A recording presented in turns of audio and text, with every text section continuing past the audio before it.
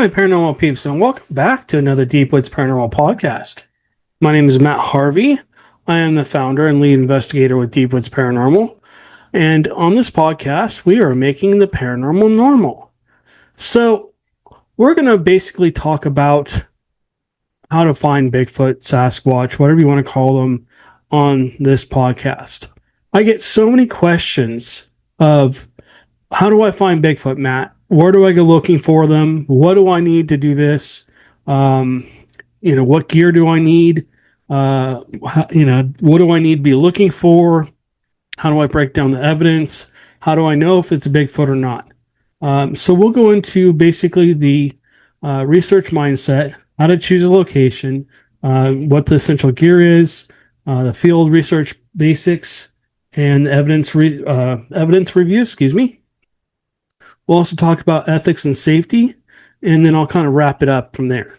So let's start from the beginning. Okay, so let's get into Bigfoot here. I've been researching Bigfoot for over 15 years now, and I know a lot of people in the field have been doing this a lot longer than me. I kind of stumbled across Bigfoot. I've always talked about my first experience at Black Star Canyon, where I went from a non-believer to a believer. And if you guys want to listen to that, you can go back to any of the other podcasts that have Bigfoot in it. And I have a whole thing on Black Star Canyon. You guys can look back for that. But so I basically stumbled on him, became a believer, and then realized, oh my goodness, I've been experiencing Bigfoot for years and not known it. Tree knocks, possible sightings, and footprints and other things that they were doing. The tree knocks, I had no idea that was Bigfoot behavior. So I really had to figure out how am I going to find this creature? There was a lot of shows, thank God, on TV about them. I'd grown up watching shows on Bigfoot, right? And I had to get my mindset correct. Number one, how was I going to document them? Number two, what gear was I going to use? Number three, were the other locations I was going to go to besides Black Star Canyon, because that's kind of where I got my start with them. And, how was I going to go about doing it? And then also, how aggressive was I going to be towards these things? Was I going to just go straight up to one and try and record it? Or was I going to sit back and essentially just try and document them? So these were all things I had to kind of choose. For me, safety is a high priority, so I don't want to get involved with Bigfoot up close and personal, although I've done it a couple times by accident. Had some close encounters with the Bigfoot kind. But okay. So the research mindset, let's talk about the research mindset going into Bigfoot when you're going to look for Bigfoot.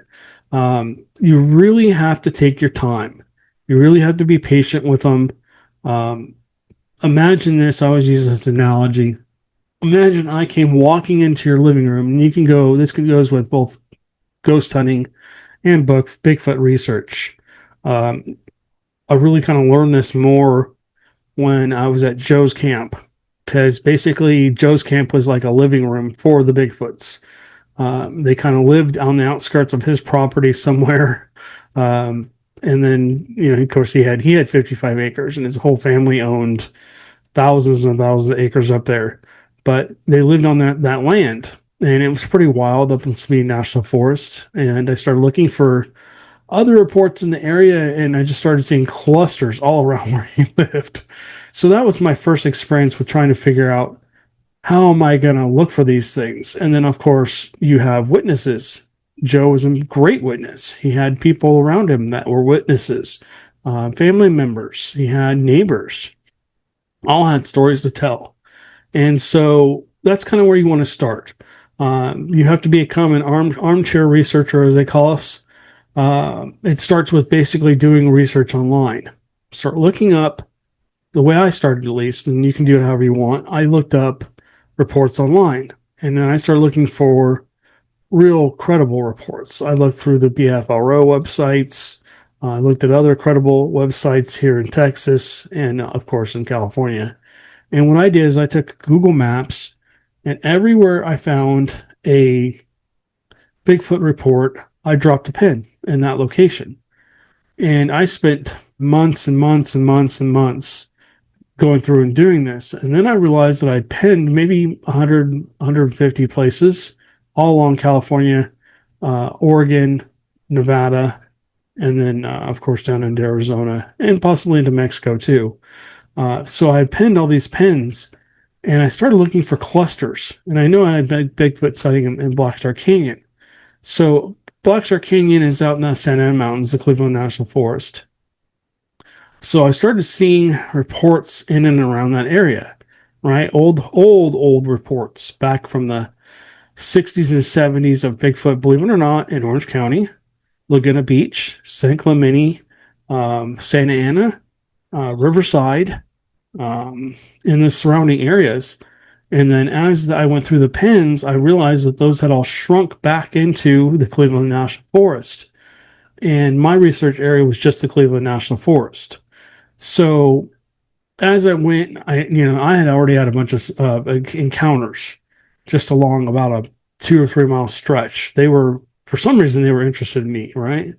And that when that one finally showed itself to us clearly, and we had almost a daytime sighting with 30 witnesses, I realized, okay, this is where I want to research. I didn't really need to go anywhere else. I was lucky.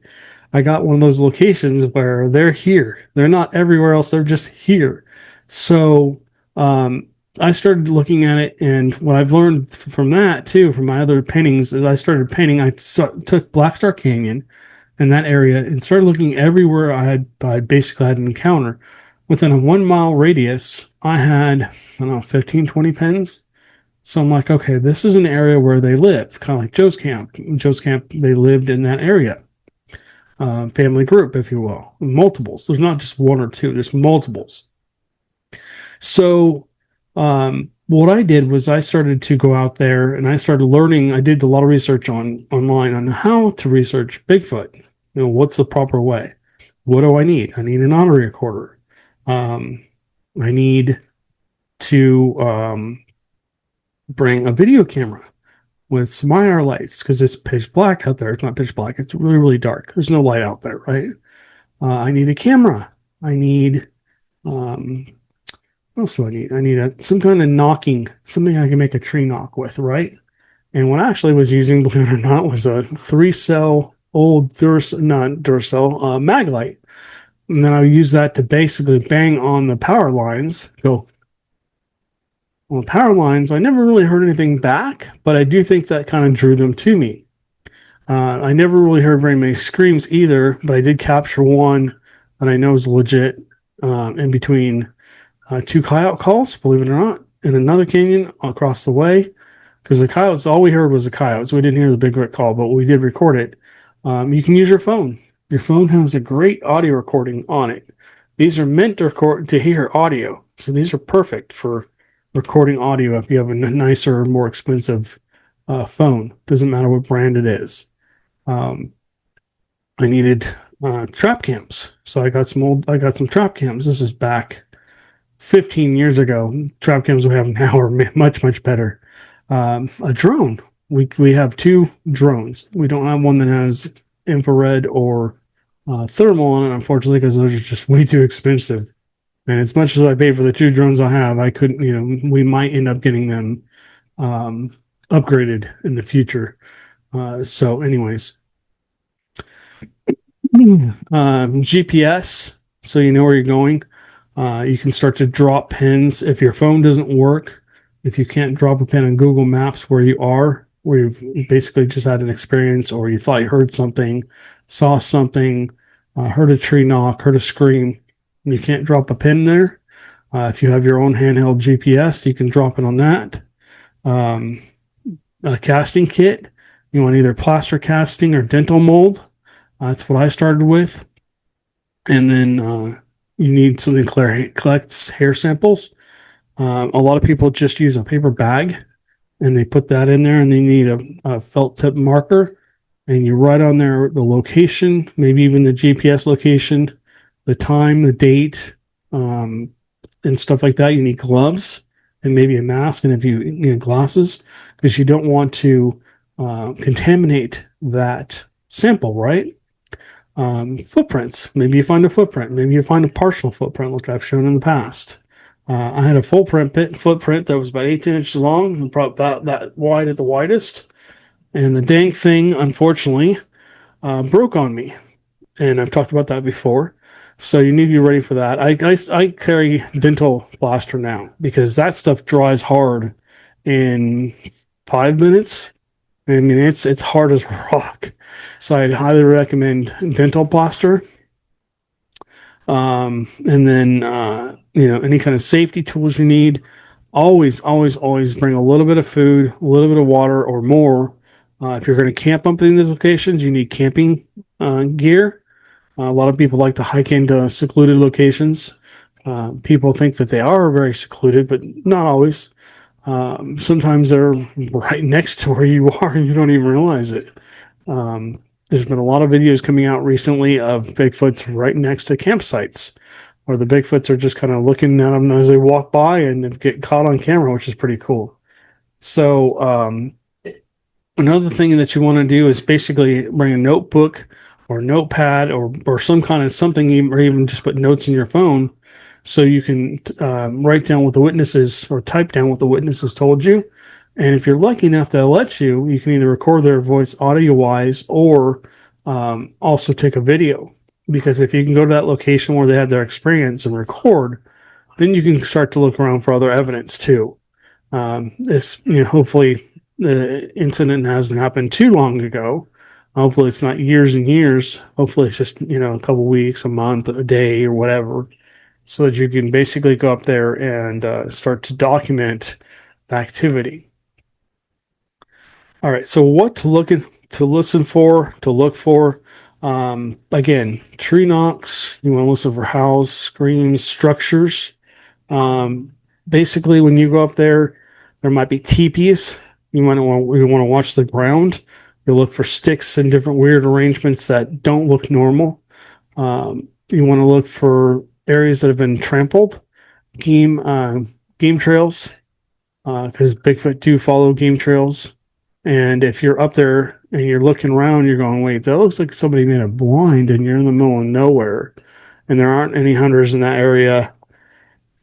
And that, and the sticks are like, there's like a branch pulled over like this, and there's sticks interwoven into it, and maybe plants have been pulled up and tree trunks have been put into it, real weird. Then you might have something. If it doesn't look like a natural man-made structure, it could possibly be a Bigfoot structure. At that point in time, you definitely want to make sure you have your sample collection, right? You want to look for hair samples. You want to look for hair with skin on it, which is great, because then they can do a better DNA analysis. You want to make sure you have a test tube or something to put that sample into, a bag, like I said. Write down where you were and all that stuff, like I said before. If you can get a plaster casting of a footprint, a handprint, maybe something laid down. Maybe you're lucky enough to find a nest, what looks like a giant bird nest. Sometimes they'll take and they'll push the ground out like this. If it's soft sand, they'll make almost like a bathtub. We found those at Joe's camp. He had really soft sand where they pulled that apart. And honestly, I think we walked in on while they were sleeping. Maybe they were just getting up and they just skedaddled out of there. That's when I almost walked into a Bigfoot. And you guys have probably heard that story too. If you're a first-time listener, go back and listen to some of my old stories. Hold on just one second here. Okay. So let me go back into researching the area. So what I do, again, I look on Google. I do a Google search or whatever search engine you use, and then like I said, I look for clusters. And when I'm looking for clusters, you can go back and look. I've done many podcast kind of tutorial videos on this before. I'm looking for areas where there's been multiple sightings, and I'm looking for more recent sightings. At that point, I'm probably turning to social media, maybe going into the Bigfoot groups and looking at that and saying, maybe leaving a comment. Hey, has anybody had an sighting in this area? Or are there any witnesses from this area? A lot of the time, especially here out in Texas, people are very hesitant to come forward about their sightings. They do not like to let people know they've had a sighting. They get ridiculed, which is silly. It's like everybody's like, no, no, no, you didn't really see that, or they're made fun of, or whatever. It's really sad. That really shouldn't happen. Everybody should just have an open mind, and that's just not how society is anymore, unfortunately.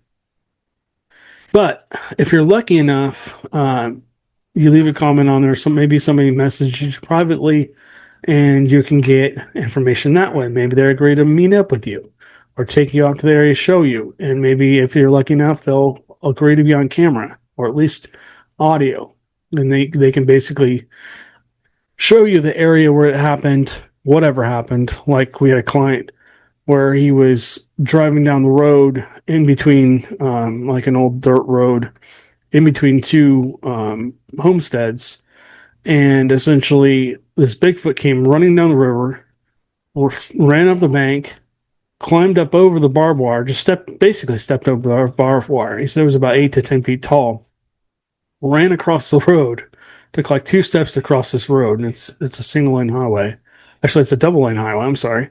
So that's pretty good. I mean, that's quite the cape. Stepped over the other barbed wire fence, ran back down into the creek, and took off. And by the time he got out of his car and looked down there, it was gone. And he said that he knew the guy that lived down there, and he had talked to him about it. And he is also kind of into Bigfoot, and he had his own Bigfoot encounters on his own property. So that Bigfoot was basically hanging out in that area. It was using the creek to go up and down the roads. I mean, yeah, to go up and down and not be seen. So when you're listening for tree knocks, one thing I'd recommend, when you get out into the field, you get to wherever you're going, number one, slow down. Slow down, take your time, even if you're not in your research area yet. Slow down, look around. Do you see tree branches snapped? Do you see any kind of structures? Footprints. Start looking for footprints. Because sometimes, it's best to go out sometimes after it's rained for a couple of days, because sometimes they'll make the mistake of stepping in a muddy spot, and they do leave a footprint from time to time. If you're lucky enough, that spot will they'll indent their foot into the mud or whatever, the sand or whatever it is, that soft surface enough to leave a little bit of an indent, and then you can actually cast that if it's mud or sand or whatever, as long as it's not full of water. That happened to me multiple times at Joe's camp. He got a lot of rain. They get a lot of rain because he lives on the Texas-Louisiana border. East Texas gets quite a bit of rain, even more than we get here. And we went out there to cast a footprint, and it's full of water. And so we're like taking a little plastic spoon and trying to get the water out. And as we're doing it, the whole footprint's just collapsing in on us. And we're like, oh, but we document it. We get a video of it. We put our hand down next to it, or a water bottle next to it, or I carry a tape measure. It's important if you can carry a little tape measure. I know it's an added weight, but if you can carry a little tape measure, you can at least mark how long the cast is. I mean, how long the footprint is, how wide it is. And then you can get a really good picture of it too that way. But always document everything. Always have your video camera running. One thing I learned, I got out of my car one time at Joe's camp, and I've told this story before, but I just pulled up, and I think they knew the sound of my Bronco. The Bigfoots did. And this must have been like the dominant male. So this thing was huge. I mean, literally huge. So I get out, and I left my handy cam in the passenger seat, right? Hadn't turned it on or anything, just had it out. It had the little battery attached to it, was ready to go. Old Sony handy cam. And it's not quite dark. His property had a lot of huge pine trees. So basically it was kind of shady. But so I get out and Joe comes walking over and we're chit chatting and I turn and I saw a movement out of the corner of my eye. I was kind of standing this way and he was kind of standing this way.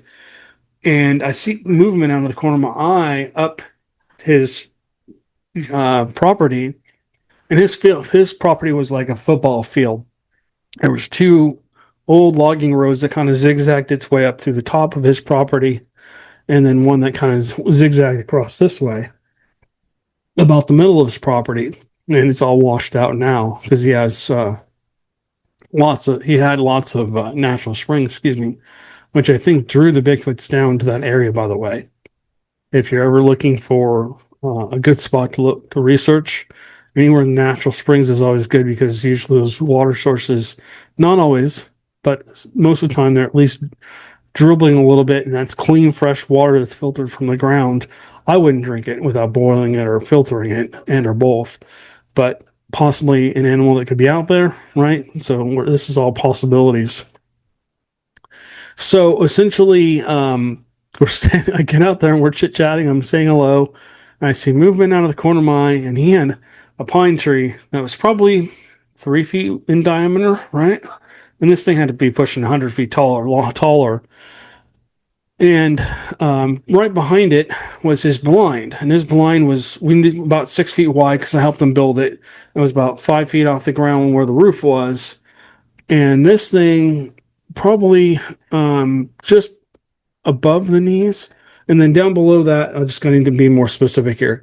Down below it kind of dropped down a little bit. That's where the road was. I keep hitting this stupid mic. So that's where the road was, and it kind of sloped down about 3 or 4 feet, right? So that would have made the top of his blind about 8 feet tall.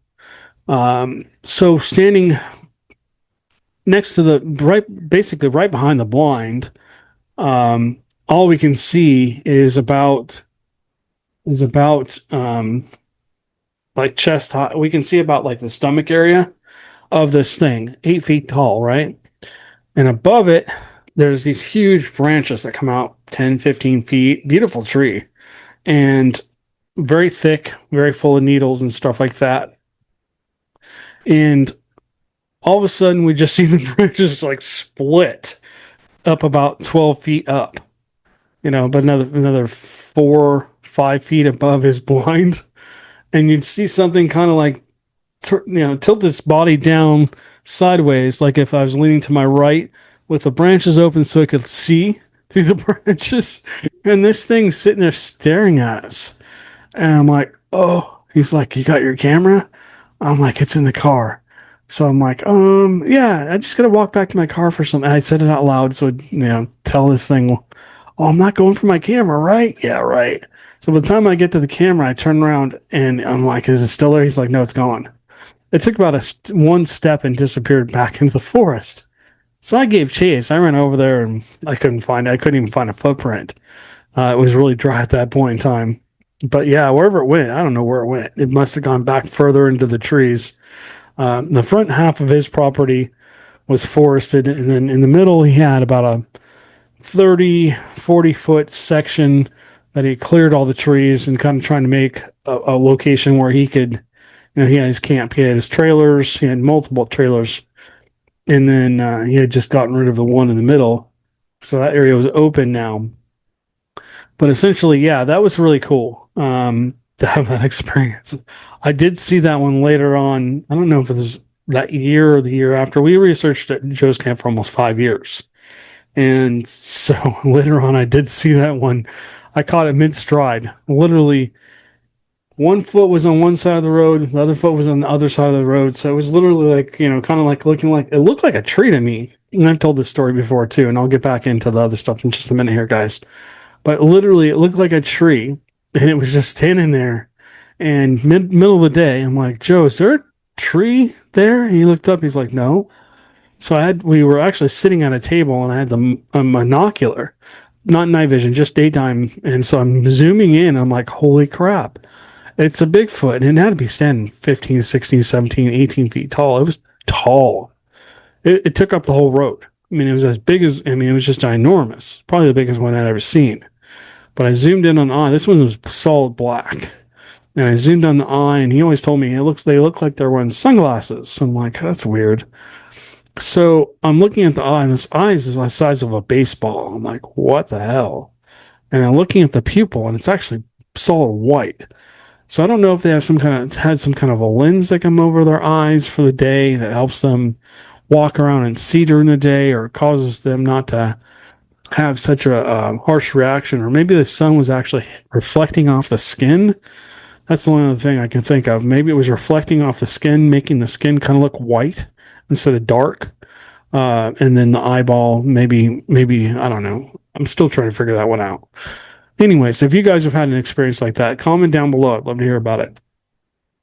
All right. So, anyways, that's why you always have to have the camera ready to roll, especially if you're in the area where you know there's Bigfoots. So, what I'd recommend is that when you go into a location, like I've said this multiple times in multiple podcasts, but I'm going to say it again. You get there, take your time, look around, listen. Make sure you're smelling. Smell. Sense of smell is good. Make sure you can smell really well, because all of your senses will basically tell you if you're in the right place or not. Slowly but surely, take a look around. 360. Don't, just because there are no trees or whatever on the other side of where you're at, or maybe on a road, maybe pulled over on the side of the road. You saw something in the trees, tree line. Go walk down there. If you're able to safely do it, walk down, take a look around. If you don't have a video camera with you, you've got a perfect tool in your hand, unless it's nighttime. Turn your video camera on. Look around, as long as it's safe to go down in that area. And worst case scenario, GPS it. Okay, I'm coming back here during the day. And then really take a look around, and then look at your pins. Hey, there's a Bigfoot hotspot like a mile or two away. Bigfoot's, just because there's a hotspot in one area doesn't mean they won't wander around that area. If you can, like I said, if you can find a place where there's 3 pins, 4 sightings, 5 sightings, 10 sightings, and then you see another cluster like 5 miles away or in the next community, county, whatever, and then maybe you find another set of pins up in that other county. Look and see. Does it form a triangle? Does it form a circle? That area in between might be an area to research. And again, you guys can go back to my old videos where I do this. And then also sometimes with Google, where you drop a pin, if you're next to a road or something like that, you can actually drop that. You can drop that little character down on that road, and you can actually visually look around. So even though that might be 3 years old, 2 years old, a year old, you can still get a visual look. The next thing I'd recommend is actually just doing a daytime drive-by. If it's not too far away, and if you have the time, why not? Hop in the car, go out and take a look. If it's an hour away, 2 hours away, 5 minutes away, whatever, go take a look around. Again, always make sure you have something you can record with, audio and video. Look and see what is there. Are you seeing any signs of Bigfoot? If there's somebody around, maybe somebody lives there. If you're brave enough, if you see somebody out on that property, maybe wave at them. Hey, how you doing? My name is Matt. I'm out here looking for things that don't exist. Have you seen one of these? Half the time you get these weird looks like, okay, he's nuts. Or the other half of the time you get, oh, well, yeah, I kind of, very sensitive. Or they come out, yeah, that damn Bigfoot, he drives me nuts. I've got the decals on my car, and people stop me all the time. Hey, I've seen one along the Brazos River. I just talked to a guy recently. He has a farm right over off the Brazos River, right over by where I work. Those damn things come in and steal, my corn, and they steal, stuff my vegetables. And I've never heard of them stealing a chicken, but sometimes they do take livestock. And so he was very adamant how much he hates them and how much they smell. And I got a pin drop from him, which is amazing. And one of these days, hopefully I'll be able to get a hold of him again. And he said just to, go out to the Brazos River. They're out along the Brazos River, which I've heard many times. All right. So, okay, so you're listening for tree knocks, you're listening for howls, you're looking for tracks, you're looking for structures. I do think that if you get an opportunity to get into an area like I did with Joe's and Black Star Canyon, they do tree knocks at certain times. Like Joe lived with them for 18 years, almost 19 years. And the last time I came up there, the first thing I hear is, like, what the hell? Tree knock. And then I hear, okay, there's another one. And then I hear, like, off in the distance in different locations. And there was about 5 of them. And I'm talking to Joe, and we're both sitting there quiet. And he goes, yeah, that happens every day around noon. I'm like, oh, okay. I think that really is them trying to communicate with each other. Where are you? Maybe they're out hunting. You know, a lot of people say, oh, Bigfoots don't come out during the day. Yeah, I think they do. I don't think they're just nocturnal. I think they hunt day and night. I think they move as they want to and as they're hungry. I mean, if you're hungry, you're going to go to the cupboard, right? And grab some food or something, go to the fridge or go buy something from somewhere and eat it. I don't think Bigfoot's any different. I think if they're hungry, they're going to eat. If they're thirsty, they're going to go drink. They're not going to, just because, oh, it's not nighttime, I can't go out. I think they're going to be more cautious, maybe. They're going to take their time. They're going to be more alert. Walking through the dark, they have an advantage. They can see in the dark much better than we can, probably. But anyways, all right. Okay, so evidence review. So you really have to be careful with anything paranormal, really, but especially Bigfoot. You really have to learn what's what. And, a lot of people out here, they know every noise in the forest. I'm still learning, but, they know every last noise. They know the noise a coyote makes. They know a noise deer make. Deer make some really crazy noises. A lot of the times they can sound like a Bigfoot. There's birds that sound like a damn screaming woman. Barn owl can make a noise that sounds like somebody's being bloody murdered. And sometimes that's associated with Bigfoot. So you really have to be careful with what you present as evidence. When you're breaking down your evidence and maybe you caught something cool, maybe share in a group. Hey guys, what is this? And don't present it as Bigfoot evidence. Ask somebody else, especially if you're still learning. I'm constantly learning. I have people telling me, oh, that's this, that's that. You hear me, if you've ever seen any of our documentation of Bigfoots, you hear me, like, my ears perk up and I'm like, I'm going, okay, what's that? What's that noise? I have an advantage now. I'm at a disadvantage because my hearing sucks. But with my hearing aids in, I hear other things that other people don't. And I have different settings I can set on my hearing aids so I can hear like every single noise. And I'm hearing I'm going, okay, what in the hell? Who's walking around? And everybody's like, we're not moving, Matt. I'm like, but there's something, and nobody else can hear it but me. And it's like, okay, I'm hoping that we're recording this on the recorder, right? Either the audio recorder or the video recorder. So yeah, you got to really be careful what you present as evidence, whether it's a photo, a video, an audio clip. Have someone else take a look at it if you're not sure. If for us, if I can't say that's a Bigfoot for sure, I don't present it as evidence. I might put a photo out there, but our standard is it has to be somebody has to be able to look at it and go, yeah, I think that's a Bigfoot.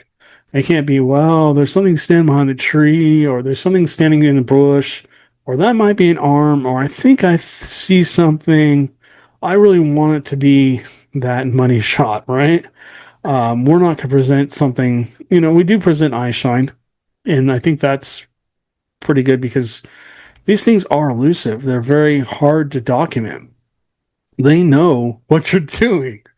And they get curious too. They're as curious about us as we are them. And I think it kind of becomes a game of, okay, what are they doing? Okay, I'm going to look and take a look. And I might get my eyes seen, but I'm not going to get seen. My body's not going to get seen, right? It's how close can they get without essentially showing themselves. And sometimes they make a mistake and stuff like that. One thing, if you're putting out trail cams, do not put them out low. Don't put them 2 feet off the ground, 3 feet off the ground, unless there's just no other place to put it and you just cannot get it up in a tree or get it up high, facing down. Angle them down.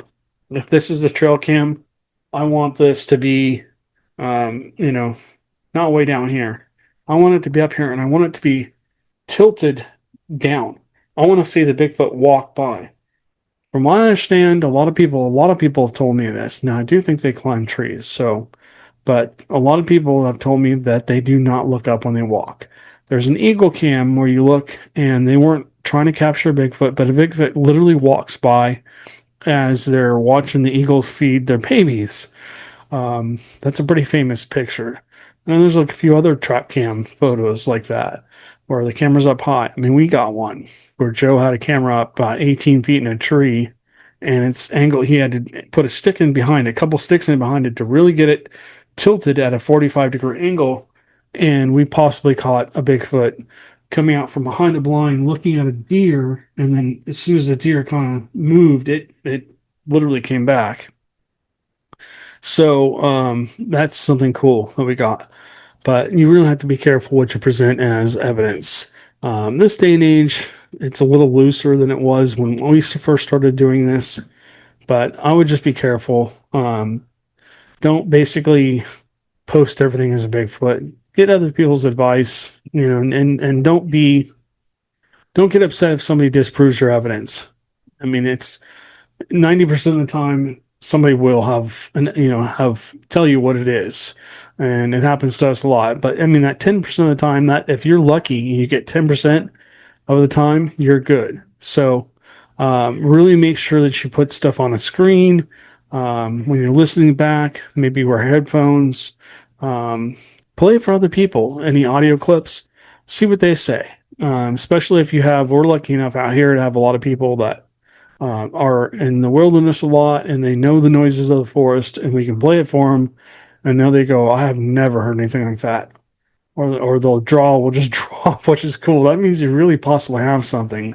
Or they'll say, oh, that's a deer, or that's a rabbit. Oh, and then you'll look up that other evidence. You'll look up the sound of that animal and on Google or whatever, and you listen to it, you're like, oh crap, it's the same thing. Okay, so then you got it. One thing I always say is safety first. If it's not safe, don't go in that area. Don't put your life in danger. Don't put anyone else's life in danger.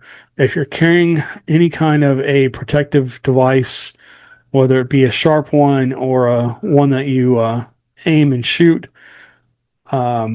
do not draw your weapon unless you know 100% you're in danger. Number one, if you do have an encounter with a Bigfoot, more than likely you're probably gonna miss, or even if you do put a bullet into it, you're just gonna piss it off, and it's going to probably hurt you rather than it'll feel like you're even more of a threat than if you just leave it holstered and you kind of just put your hands up like this, and you step back, or maybe you kind of bow your head down and step back, or maybe you just stand your ground and don't follow them, let them back off. Don't corner them, is what I'm trying to say. Always leave them out. You want to experience them, you want to document them, but you don't want to get hurt. You don't want the Bigfoot to get hurt, and you don't want anybody with you to get hurt. Be very careful where you're walking. Careful if you're walking around without gloves on. You got to be careful where you put your hands. Real easy to get punctured or bitten or whatever. Smells. When you're out there, you don't really want to have any smells on you. So bug spray, stuff like that. I mean, you can smell it a mile away. Our scent, they can probably smell us a long ways away. I mean, they probably already know that we're coming. Number one, they can probably hear us. Number two, they can probably smell us. They're probably aware that you're in their territory before you even get into their territory. If you're lucky enough, sometimes you stumble upon them or they stumble upon you. But like I said, if you have a really close encounter, don't freak out. Try not to freak out. Just back away or just stand your ground. Let them back away. and just enjoy the experience. I know a lot of people get freaked out. Oh my God, I'm never going back in the forest. But just have a mindset that you're not going to harm. And like I said, do your best to document anything that you're experiencing. I mean, once you have your first experience, it's mind blowing. It really is. Whether you're a believer or skeptical, whatever. Even if you've seen them multiple times, like I have, it's still like, oh my gosh, whoa, that for me at least. So just be careful. Don't ever trespass. Always get permission to be on wherever you're at, because if you go into that land and you have an experience and you get a really cool piece of evidence, or there's a lot of cool stuff there. Maybe there's some tree structures, some teepees, footprints. Maybe you hear a vocalization or tree knock, and then whoever owns that property, or if you're on federal land or private land, that person comes out and reacts. Oh, then you're in trouble. Number one, or number two, you're running for your life, because they're protecting their land, and then you can't go back into the area. But if you've come to an area where there's, okay, this is, I can't go into here, but I can see stuff in the distance. It's better to get that information from that person and see if you can get permission to go on their land, because more than likely they're going to let you go on there. But anyways, like I said, always be respectful to everyone, including your fellow researchers and the people that are out there.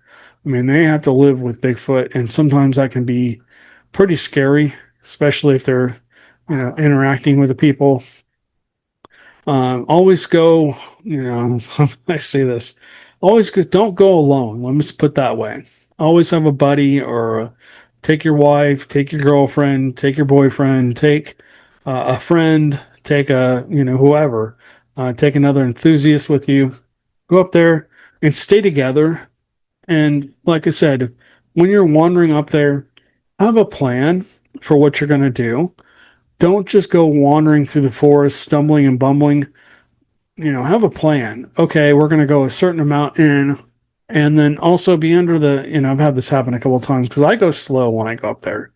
My brain, my eyes go, like open, real open. My ears pop open, and my senses go crazy. I'm constantly like looking up, looking down, looking everywhere for any signs. And literally, if you come walking into Bigfoot's living room or an area where they live, right, and you come just trudging through there like a runaway car, they're going to be on the defensive. I talked about this before.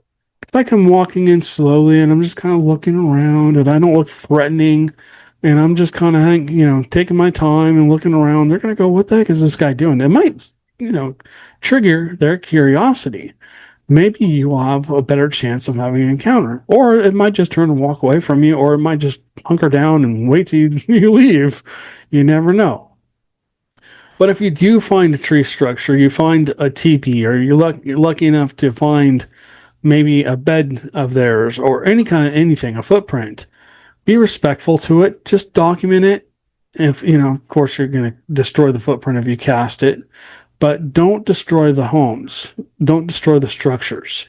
Because, I mean, imagine if somebody came into your living room and tore it up, you'd be pretty pissed off, right? And you want to be respectful, so that basically now you found a cool location, they're in that area, and if you want to go back, and if they've seen you come in, I'm pretty sure they'll probably know that you've come into their territory. Even if after you've gone, they'll probably smell your scent. You want to make sure you haven't left anything damaged or anything like that.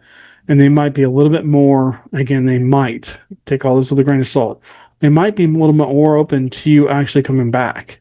But if you come in and you've knocked down their structure and stuff like that, they're probably going to be very aggressive towards you, chase you out, and not want you back in that area.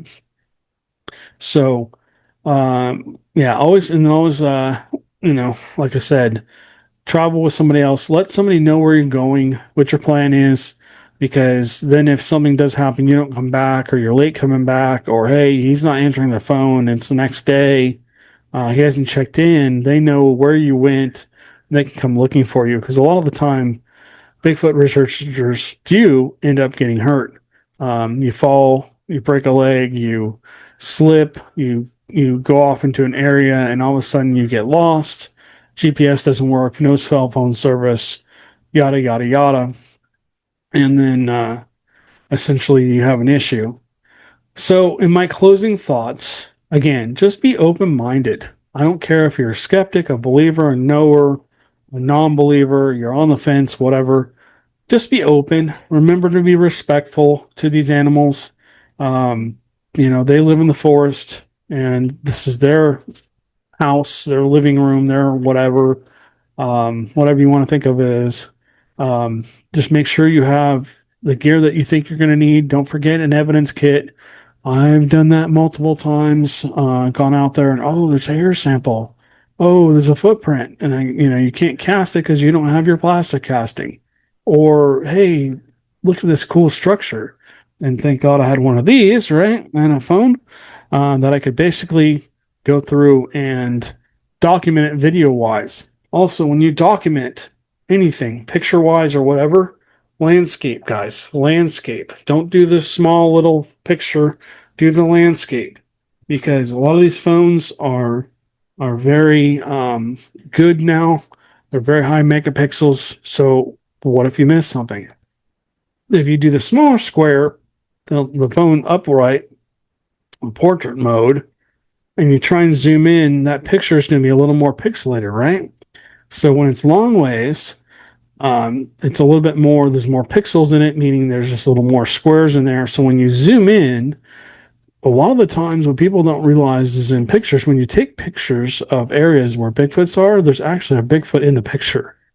And when you start kind of looking in through around, you're like, oh, wait, there's a Bigfoot back there. But if it's too small, it's just going to be pixelated. You won't be able to see it at all. A lot of the time, you have to really zoom in to see it. And thank God these phones are much better now. But anyways, like I said, be respectful to everyone around you. Don't trespass. Go in pairs. Make sure you have everything you think you're going to need. Always over prepare. Try not to pack your pack too heavy. Make sure you pack whatever you think you're going to need. I carry a baseball bat. Sometimes I bring trail cams if I'm going to be in that area for a long period of time.